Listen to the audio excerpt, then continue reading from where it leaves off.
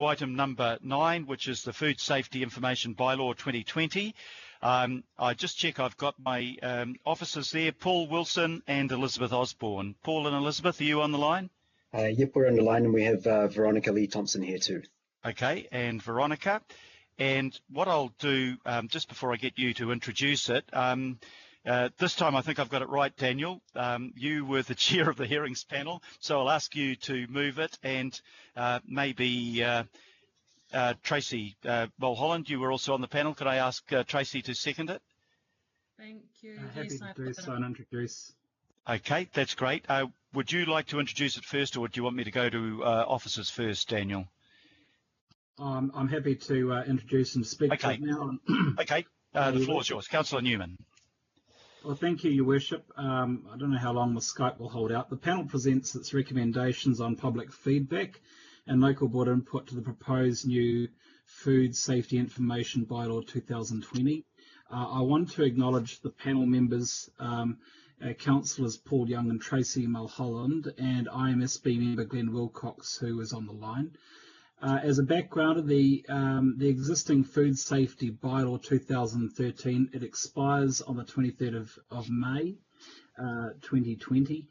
In July last year, the governing body adopted for public consultation a statement proposal for the new Food Safety Information Bylaw. The bylaw continues to require most Auckland-only cafes, restaurants and takeaways to display a food grade, specifies physical locations for food grade display, introduces a new rule for the display of food grades on digital platforms that the food business has control over, for example, a cafe website managed by the cafe owner. Your Worship, public feedback on the proposal was open from the 2nd of December last year and closed on the 2nd of February this year. People could give their feedback online by email or post and at drop-in sessions at Auckland markets and at key stakeholder sessions. And I want to acknowledge Paul and Lizzie and the other officers who worked to facilitate that consultation, as well as my colleagues were able to participate in those public engagement events.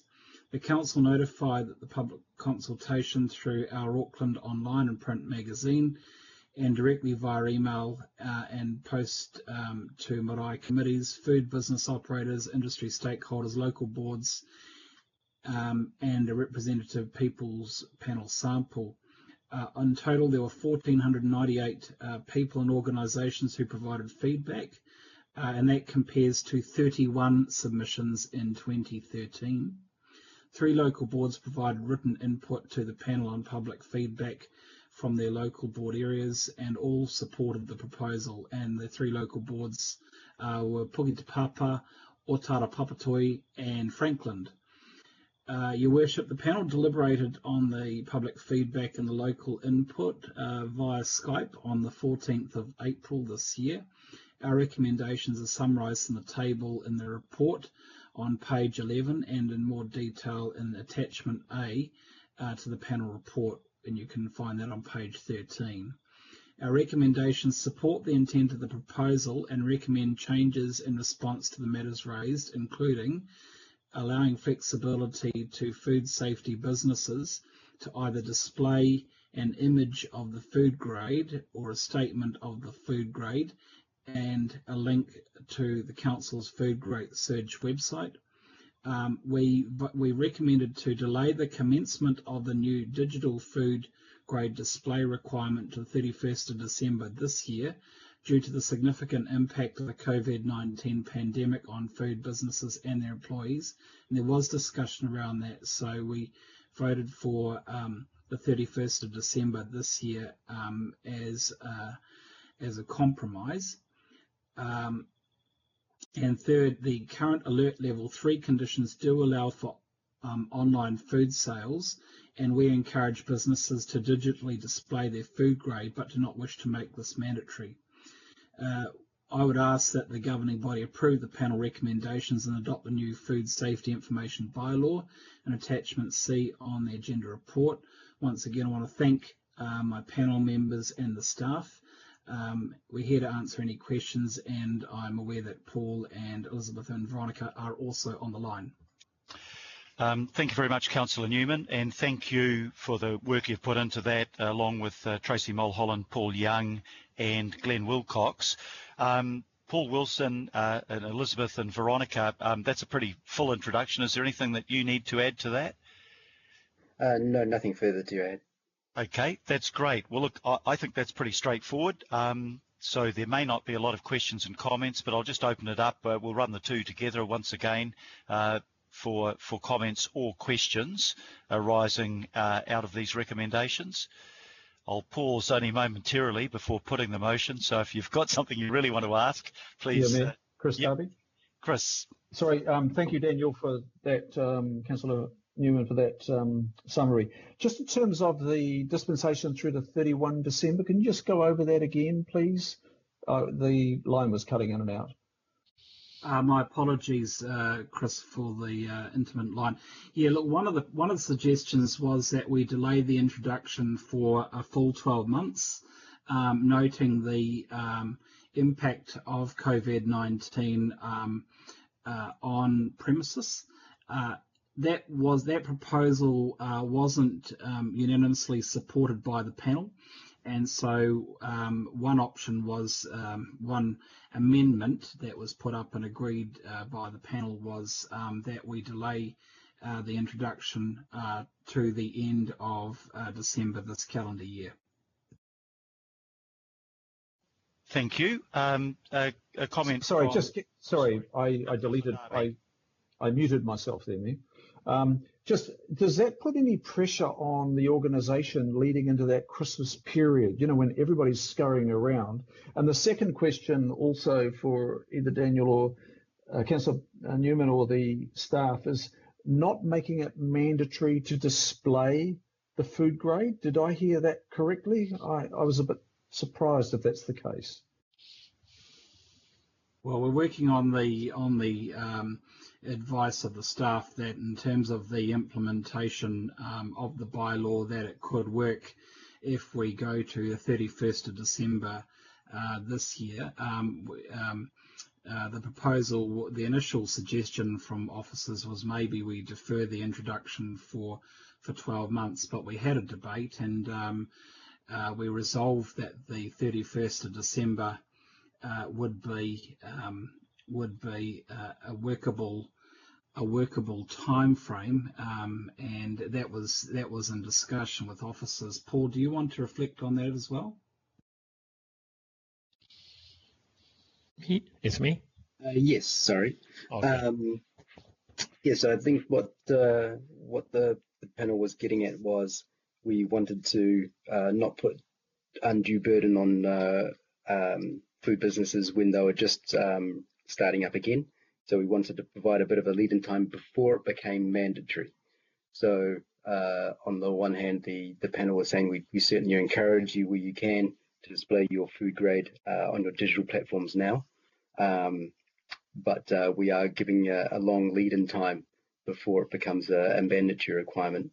And as for implementation, obviously that'll be as part of the graduated approach that Environmental Health Unit takes on all these matters.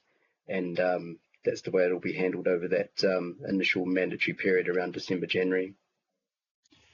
Thank you. And the second part of Councillor Darby's question?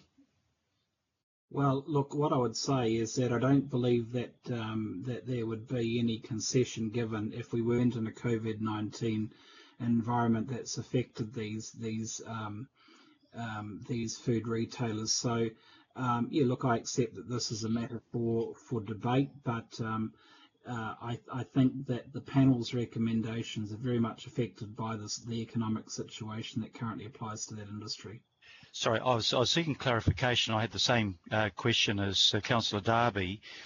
They can either display an image of the food grade that will tell you what the food grade is, and then I think, Councillor, you said, or a statement of the grade and a link of the grade to the Council's food grade search web page.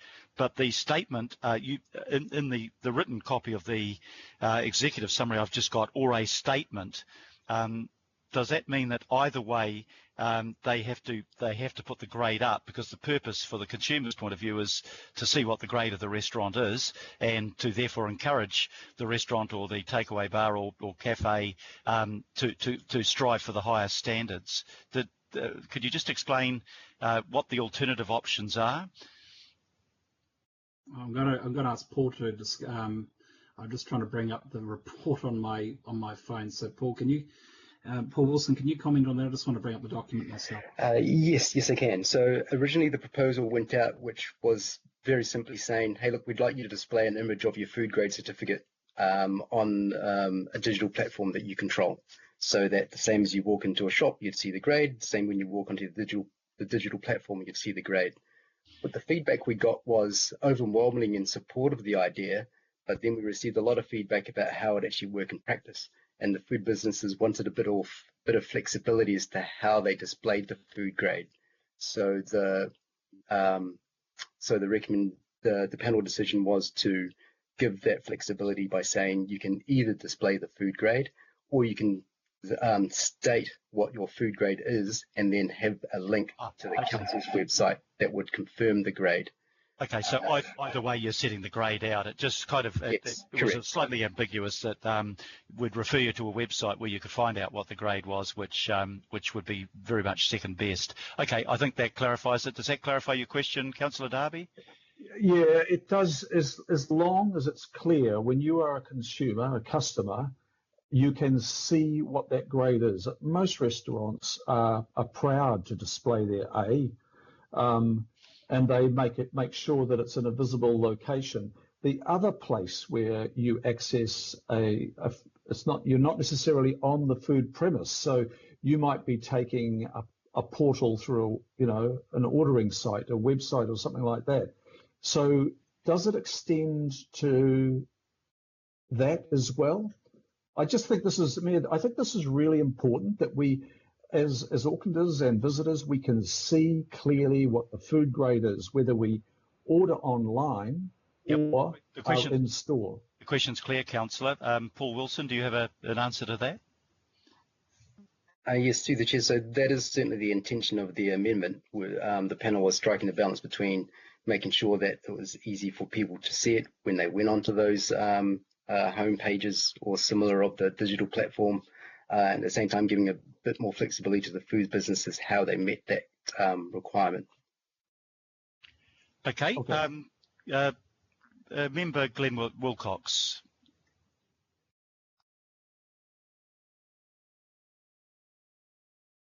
Sorry, Your Worship. I'd just like to comment firstly about the Glenn. digital. Yes. Are you hearing me? I can hear you loud and clear. Okay. I'd just like to comment first regarding the panel. It was regarding the digital decision. That was discussed quite robustly, and we did decide in the end that actually, if you're running a restaurant or a takeaway food joint now, you would virtually have done all this and have been doing your website in the last 4 weeks. It's just occurred. And I suppose that's my comment really about this recommendation. And I'd just like to say that in a pre-COVID-19 lockdown situation, this bylaw would be more than adequate. Unfortunately, the world turned very fast in 1 month. And now the decision really is, it's adequate as far as the law is concerned. However, what has happened is online delivery and online ordering have become the rule rather than the exception, unless you're lined up at KFC, of course. But what I did want to say is that what it's created, and I'm just looking at my notes here, is there is confusion over who is responsible for the delivery. And it's no use having an A grade in your premises when it's your role and when it's your responsibility to ensure that it gets to the customer as A grade. So the transportation from your premises to the customer is the restaurant's responsibility.